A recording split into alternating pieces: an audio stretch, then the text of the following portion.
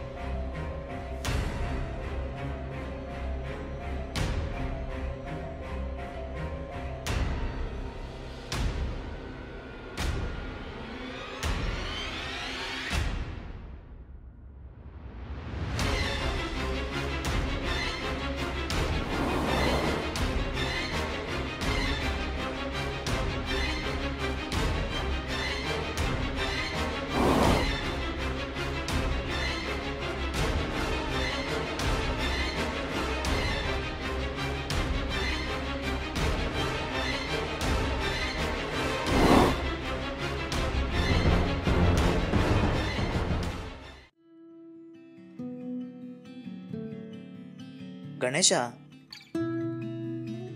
ಏನಣ್ಣ? ನನಗೊಂದು ವಿಷಯ ಹೇಳಬೇಕು. ಏನು ವಿಷಯ? ನಾನೊಂದು ಫಿಲ್ಮ್ ಪ್ರೊಡ್ಯೂಸ್ ಮಾಡೋಣ ಅಂತ. ಫಿಲ್ಮಾ? ಬೆಳಿಗ್ಗೆ ಒಬ್ಬ ಡೈರೆಕ್ಟರ್ ಸಿಕ್ಕಿದ್ದ, ಒಂದು ಕತೆ ಹೇಳ್ದ. ಏನು ಚೆನ್ನಾಗಿದೆ ಅಂತೀಯ, ಅದನ್ನೇ ಪ್ರೊಡ್ಯೂಸ್ ಮಾಡೋಣ ಅಂತ. ಫಿಲ್ಮಾ? ತಲೆಗೆಲೆ ಕೆಟ್ಟಿದ್ಯಾಣ? ಈಗಿನ ಕಾಲದಲ್ಲಿ ಫಿಲ್ಮ್ ಪ್ರೊಡ್ಯೂಸ್ ಮಾಡಿದ್ರೆ ಏನಾಗತ್ತೆ ಅಂತ ಗೊತ್ತಲ್ಲ. ನೀನ್ ಡಿಸೈಡ್ ಮಾಡಿದ್ರೆ ಕರೆಕ್ಟಾಗೇ ಮಾಡ್ತೀಯ ಅಣ್ಣ. ಬಟ್ ಅಷ್ಟೊಂದು ದುಡ್ಡಿದ್ಯಾ ನಿನ್ನ ಹತ್ರ? ಫಿಲ್ಮ್ ಪ್ರೊಡ್ಯೂಸ್ ಮಾಡೋಕ್ಕೆ ತುಂಬಾ ಹಣ ಬೇಕಾಗುತ್ತಲ್ಲ. ಅದೇನೋ ಸರಿ, ಫಿಲ್ಮ್ ಪ್ರೊಡ್ಯೂಸ್ ಮಾಡಬೇಕಂದ್ರೆ ತುಂಬಾನೇ ಹಣ ಬೇಕಾಗುತ್ತೆ. ಸಾಲ ಮಾಡ್ಬೇಕಾಗಿ ಬರ್ಬೋದು. ಮೇ ಬಿ ಮನೆ ಪತ್ರ, ಜಮೀನ್ ಪತ್ರ ಅಡ ಇಟ್ಟು ಸಾಲ ಮಾಡಬೇಕಾಗುತ್ತೆ. ಸಾಲನಾ? ಈಗಿನ ಕಾಲದಲ್ಲಿ ಸಾಲ ಮಾಡ್ಕೊಂಡು ಮೂವಿ ಪ್ರೊಡ್ಯೂಸ್ ಮಾಡಿದ್ರೆ ಏನಾಗತ್ತೆ ಅಂತ ಗೊತ್ತಲ್ಲ. ಮನೆ ಮಠ ಕಳ್ಕೊಂಡು ಬೀದಿಗೆ ಬರ್ಬೇಕಾಗತ್ತೆ. ನಾನು ಹೇಳೋದು ಹೇಳಿದೀನಿ, ಆಮೇಲೆ ನಿನ್ನಿಷ್ಟ. ನೀನ್ ಮಾಡೋಣ, ನಾನು ನಿನ್ಗೆ ಸಪೋರ್ಟ್ ಮಾಡ್ತೀನಿ. ಆದ್ರೆ ವ್ಯವಹಾರ ಎಲ್ಲ ನೀನೇ ನೋಡ್ಕೋಬೇಕಾಗುತ್ತೆ. ಸರಿ, ನೋಡ್ಕೊಳ್ಳೋಣ. ಈ ವೀಕೆಂಡ್ ಎಲ್ಲ ಕೆಲಸ ಮಾಡಿ ಸುಸ್ತಾಗ್ಬಿಟ್ಟಿದೆ, ಮಲಗ್ತೀನಿ. ವೀಕೆಂಡ್ ಎಲ್ಲ ತುಂಬಾ ಬ್ಯುಸಿ ಇರ್ತೀಯ ನೀನು.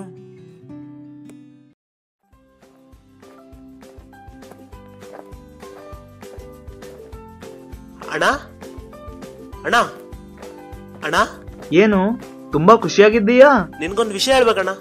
ಅಣ್ಣ, ನೀನ್ ಪ್ರೊಡ್ಯೂಸ್ ಮಾಡಿರೋ ಫಿಲ್ಮ್ ಇವತ್ತು ರಿಲೀಸ್ ಆಯ್ತಲ್ಲ, ಎಲ್ಲಾ ಕಡೆಯಿಂದ ಪಾಸಿಟಿವ್ ರೆಸ್ಪಾನ್ಸ್ ಸಿಗ್ತಾ ಇದೆ. ಇದೇ ತರ ಆದ್ರೆ ನೀನ್ ಹಾಕಿದ ದುಡ್ಡು ನಿಂಗೆ 100% ಸಿಗುತ್ತೆ. ಈ ಫಿಲ್ಮ್ ಖಂಡಿತ ನಮಗ್ ಲಾಭ ತಂದ್ಕೊಡುತ್ತೆ ಅನಿಸ್ತಾ ಇದೆ ಅಣ್ಣ. ತುಂಬಾ ಖುಷಿ ಆಗ್ತಿದೆ. ಆ ದೇವ್ರು ದೊಡ್ಡವನು, ಎಲ್ಲೇನಾಗ್ಬಿಡುತ್ತೋ ಅಂತ ತುಂಬಾ ಹೆದರಿದ್ದೆ.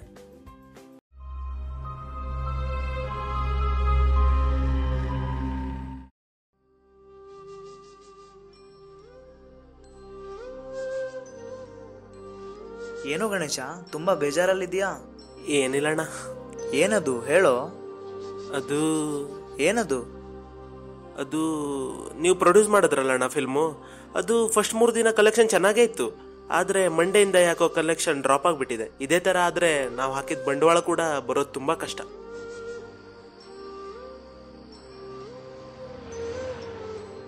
ನಾನು ಹೇಳಿಲ್ವಾ ಪ್ರೊಡ್ಯೂಸ್ ಮಾಡಬೇಡಿ ಅಂತ? ನನ್ನ ಮಾತು ಕೇಳಿದ್ರಾ? ಈಗ ಅನುಭವಿಸಿ.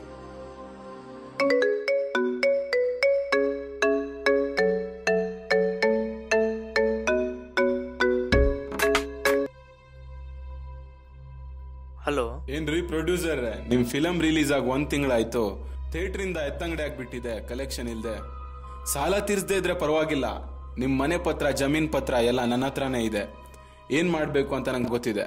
ನಾನು ಒಳ್ಳೆಯವನೇ, ಬಟ್ ನಮ್ ಹುಡುಗರು ಯಾರು ಸರಿ ಇಲ್ಲ. ಮನೆಗ್ ಬಂದ್ ಗಲಾಟೆ ಮಾಡಿದ್ರೆ ನಂಗೆ ಗೊತ್ತಿಲ್ಲ ಅಷ್ಟೇ. ಸರಿ ರೆಡ್ಡಿ ಅವ್ರೆ.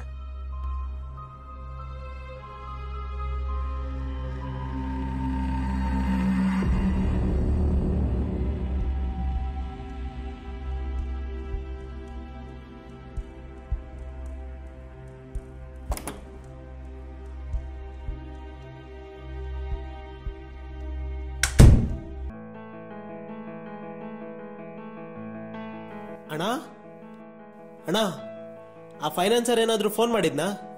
ಅದಕ್ಕೆಲ್ಲ ತಲೆ ಕೆಡಿಸ್ಕೊಳ್ಬೇಡಣ್ಣ, ನಾನೆಲ್ಲ ಮಾತಾಡಿದ್ದೀನಿ.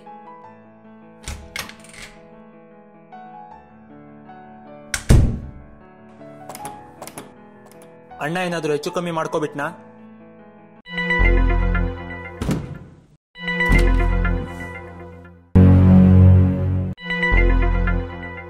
ರೀ ಕಾನ್ಸ್ಟೇಬಲ್, ಅದ್ಯಾವುದೇ ಪ್ರೊಡ್ಯೂಸರ್ ನೇಣಾಕೊಂಡಂತೆ ಸೂಸೈಡ್ ಅಂತ ಬರ್ದು ಕೇಸ್ ಕ್ಲೋಸ್ ಮಾಡಿ.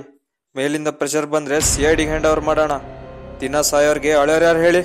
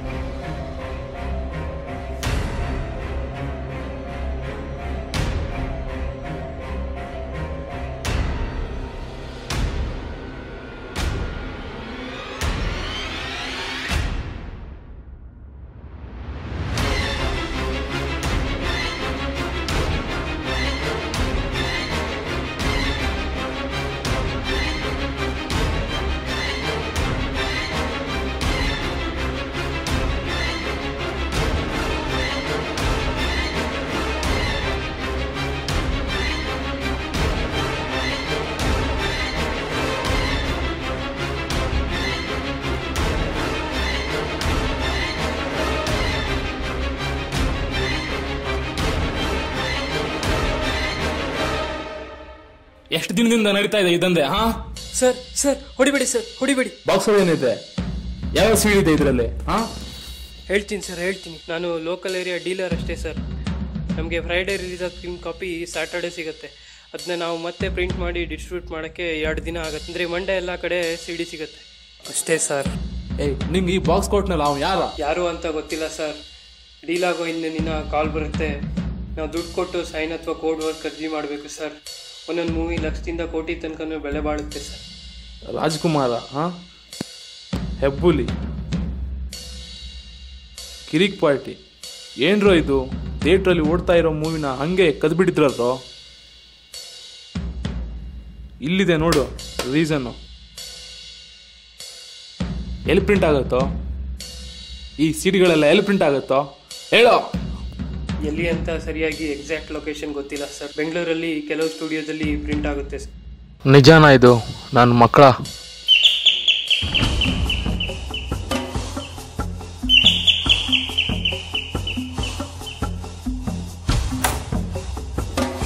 ಇದು ಪ್ರೊಡ್ಯೂಸರ್ ಬರ್ಗರ್ ಮನೆ ಅಲ್ವಾ? ಹೌದು. ತಾವ್ಯಾರು?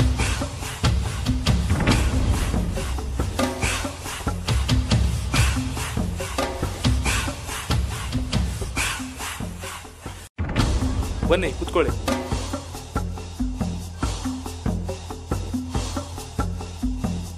ತಾವ್ಯಾರು ಅಂತ ಗೊತ್ತಾಗಿಲ್ವಲ್ಲ? ನಾನು CID ಆಫೀಸರ್ ವಿನಾಯಕ್ ಮಕಿಪುರ ಅಂತ. ಅದೇ ಭಾರ್ಗವ್ ಅವ್ರ ಕೇಸನ್ನು ನಾನೇ ಪರ್ಸನಲ್ ಆಗಿ ಹ್ಯಾಂಡಲ್ ಮಾಡ್ತಿದ್ದೇನೆ. ಬಟ್ ಸರ್, ಅದು ಸೂಸೈಡ್ ಅಂತ ಕೇಸ್ ಕ್ಲೋಸ್ ಆಯ್ತಲ್ಲ? ಆ್ಯಕ್ಚುಲಿ ಅದು ಸೂಸೈಡ್ ಅಲ್ಲ, ಮರ್ಡರ್. ಹಾಂ, ಏನು ಹೇಳ್ತಿದ್ದೀರಾ ಸರ್? ಇದೇ ನೋಡಿ. ಇದು ನಮ್ಮ ಅಣ್ಣ ಪ್ರೊಡ್ಯೂಸ್ ಮಾಡಿರೋ ಫಿಲ್ಮು? ಹಾಂ, ನಿಮ್ಮ ಅಣ್ಣ ಪ್ರೊಡ್ಯೂಸ್ ಮಾಡಿರೋ ಫಿಲಮ್ಮೇ. ಬಟ್ ಥಿಯೇಟ್ರಲ್ಲಿ ಡೈರೆಕ್ಟಾಗಿ ಶೂಟ್ ಮಾಡಿಬಿಟ್ಟು 2 ದಿನದಲ್ಲಿ ಫೇಕ್ CD ಮಾಡಿ ಮಾರ್ಕೆಟಲ್ಲಿ ಮಾರ್ತಾ ಇದ್ದಾರೆ. ಏನು ಸರ್ ಇದೆಲ್ಲ? ಹೇಗೆ ಸರ್ ಸಾಧ್ಯ ಇದು? ಈ ಥರ ಆದರೆ ಹೇಗ್ರಿ? ಕಷ್ಟಪಟ್ಬಿಟ್ಟು ಡೈರೆಕ್ಟ್ ಮಾಡಿರ್ತಾನೆ, ಪ್ರೊಡ್ಯೂಸರ್ ಸಾಲ ಮಾಡಿ ದುಡ್ಡು ಹಾಕಿರ್ತಾನೆ ಮೂವಿಗೆ. ಈ ಥರ ಆದರೆ ಅವರು ಸಾಯ್ದೆ ಬೇರೆ ದಾರಿನೇ ಇಲ್ಲ ಸರ್. ಹೆಂಗಾರು ಮಾಡಿ ಇಂಥವ್ರನ್ನೆಲ್ಲ ಕಂಡುಹಿಡಿಬೇಕು ಸರ್. 2 ಸಾಕ್ಷಿನ ನಾವು ಹಿಡಿದಿದ್ದೇವೆ. ಇನ್ನು ಸ್ವಲ್ಪ ದಿನದಲ್ಲಿ ಎಲ್ಲರೂ ಹಿಡಿತೇವೆ. ಆದಷ್ಟು ಬೇಗ ಕಂಡುಹಿಡೀರಿ ಸರ್. ನಮ್ಮ ಅಣ್ಣನ ಸಾವು ಕಾರಣ ಆದವ್ರನ್ನ ನಾವು ಕಂಡುಹಿಡಿಲೇಬೇಕು. ಆಯಿತು, ನನ್ನ ಕೆಲಸ ನಾನು ಮಾಡ್ತೇನೆ.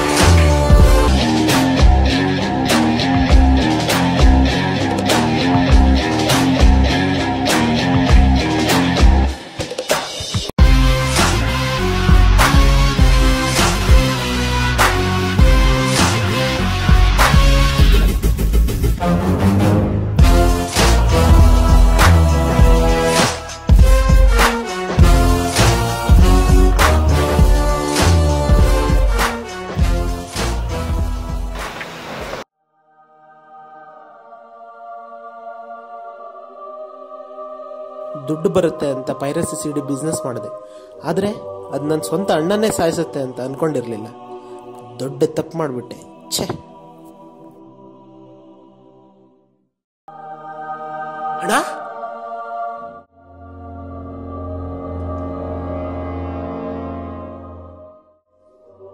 ಅನ್ಯಾಯವಾಗಿ ನನ್ನ ಸಾವಿಗೆ ಕಾರಣ ಆಗ್ಬಿಟ್ಟಲ್ಲೋ. ಏನ್ ಹೇಳ್ತಿದ್ಯಾ ಅಣ್ಣ? ನಿನ್ ಪೈರಸಿ ಸಿಡಿ ಭೂತ ನನ್ನ ಲೈಫನ್ನೇ ಬಲಿ ತಗೊಂಡ್ಬಿಡ್ತು. ಇಲ್ಲ ಅಣ್ಣ, ನಮ್ ಫಿಲ್ಮ್ ನಾನ್ ಪೈರಸಿ ಮಾಡ್ತೀನ? ನಾನ್ ಮಾಡಿಲ್ಲ ಅಣ್ಣ, ನಾನ್ ಮಾಡಿಲ್ಲ. ಬೆಂಗಳೂರಲ್ಲಿ ನೀನು ಒಬ್ಬನೇ ಪೈರಸಿ ಸಿಡಿ ಮಾಡ್ತಿಲ್ಲ, ನಿನ್ನಂತ 1000 ಜನ ಇದ್ದಾರೆ. ಒಂದ್ಸಲಿ ಆದ್ರೂ ಯೋಚನೆ ನೀನ್ ಮಾಡಿದ್ಯಾ? ಡೈರೆಕ್ಟರ್ ಪಟ್ಟಿರೋ ಕಷ್ಟ, ಪ್ರೊಡ್ಯೂಸರ್ ಮಾಡಿರೋ ಸಾಲ ಒಂದ್ಸಲಿ ಆದ್ರೂ ಯೋಚನೆ ಮಾಡು. ಸಪೋಸ್ ಈ ಬೆಂಗಳೂರಲ್ಲಿ ಈ ತರ ಸಿಡಿ ಪೈರಸಿ ಸಿಡಿ ಮಾರೋದು ಇಲ್ಲದೆ ಇದ್ರೆ ನಮ್ ಕನ್ನಡ ಇಂಡಸ್ಟ್ರಿ ಎಲ್ಲೋ ಇರ್ತಿತ್ತು. You are under arrest. ಪಾಪಿ, ಸ್ವಂತ ಅಣ್ಣನೇ ಬಲಿ ತಗೊಂಡ್ಬಿಟ್ಟಿಯಲ್ಲೋ. ನಿನ್ ಜೊತೆ ಇದ್ರೆ ಆ ದೇವರು ಕೂಡ ಮೆಚ್ಚೋದಿಲ್ಲ.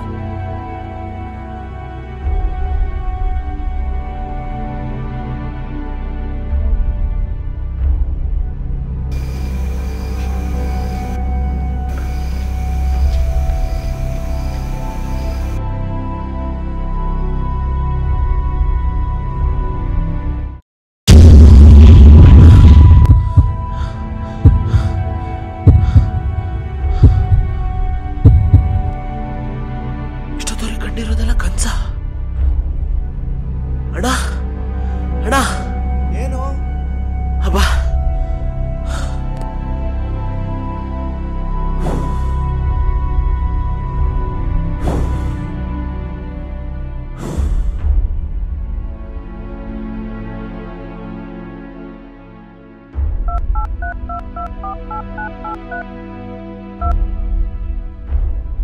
ಹಲೋ, ನಾನು ಗಣೇಶ್ ಮಾತಾಡ್ತಾ ಇರೋದು. ಎಲ್ಲೆಲ್ಲಿ ಬೆಂಗಳೂರಲ್ಲಿ ಪೈರಸಿ ಸಿಡಿ ರೆಡಿ ಆಗುತ್ತೋ, ಇನ್ಕ್ಲೂಡಿಂಗ್ ನಮ್ ಸ್ಟುಡಿಯೋ, ಇವತ್ತು ಸಂಜೆ ಒಳಗೆ ಎಲ್ಲಾನು ಸುಟ್ಬಿಡು.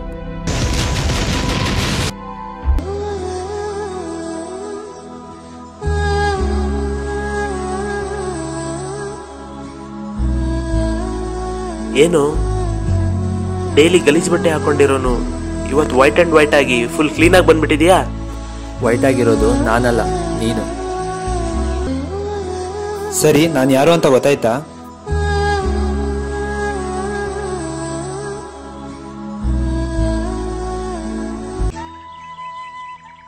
ಇಂಡಸ್ಟ್ರಿ ಅನ್ನೋದು ಒಂದು ಫ್ಯಾಮಿಲಿ ಇದ್ದಂಗೆ. ಅಲ್ಲಿ ಸಿನಿಮಾ ಅನ್ನೋದು ಒಂದು ಮಗು ಥರ. ಡೈರೆಕ್ಟರ್ ಆ ಮಗುವಿನ ತಾಯಿ, ಪ್ರೊಡ್ಯೂಸರ್ ಆ ಮಗುವಿನ ತಂದೆ. ತಾಯಿ ಕಲ್ಪನೆ ಜೊತೆ ತಂದೆ ಶಕ್ತಿ ಸೇರಿದಾಗ ಹುಟ್ಟೋ ಮಗುವೆ ಸಿನಿಮಾ. ತಾಯಿ ತನ್ನ ಮಗು ಚೆನ್ನಾಗಿರ್ಲಿ ಅಂತ ಆಸೆ ಪಡ್ತಾಳೆ. ತಂದೆ ಆ ಮಗುವಿನಿಂದ ತನ್ನ ಜೀವನ ಚೆನ್ನಾಗಿರ್ಲಿ ಅಂತ ಆಸೆ ಪಡ್ತಾನೆ. ಆದರೆ ಹುಟ್ಟಿ ಕೆಲವೇ ದಿನಗಳಲ್ಲಿ ಆ ಮಗುವಿನ ರುಂಡ ಕಡಿದ್ಬಿಟ್ರೆ ಆ ತಾಯಿ ಹುಚ್ಚಿ ಆಗ್ಬಿಡ್ತಾಳೆ. ನಂಬಿರೋ ತಂದೆ ನೇಣು ಹಾಕೊಂಡು ಸಾಯ್ತಾನೆ. ಹಾಗೆ ಸಿನಿಮಾನು ಕೂಡ ರಿಲೀಸ್ ಆಗಿ 2 ದಿನಕ್ಕೆ ಪೈರಸಿ ಅನ್ನೋ ಭೂತ ಸಿನಿಮಾನ ಸಾಯಿಸ್ಬಿಡುತ್ತೆ. ಡೈರೆಕ್ಟರ್ಗೆ ದಿಕ್ಕೆ ತೋಚಲ್ಲ, ಪ್ರೊಡ್ಯೂಸರ್ಗೆ ಸಾವು ಬಿಟ್ರೆ ಬೇರೆ ಗತಿ ಇಲ್ಲ. ಆ ಪೈರಸಿ ಅನ್ನೋ ವೈರಸ್ನ ಕ್ಲಿಯರೆನ್ಸ್ ಮಾಡಿ ಆ ಪುಟ್ಟ ಮಗು ಆಗಿರೋ ಸಿನಿಮಾನ ಬೆಳೆಯೋಕೆ ಸಹಾಯ ಮಾಡಬೇಕಾಗಿರೋ ದೊಡ್ಡ ಜವಾಬ್ದಾರಿ ನಿಮ್ದು.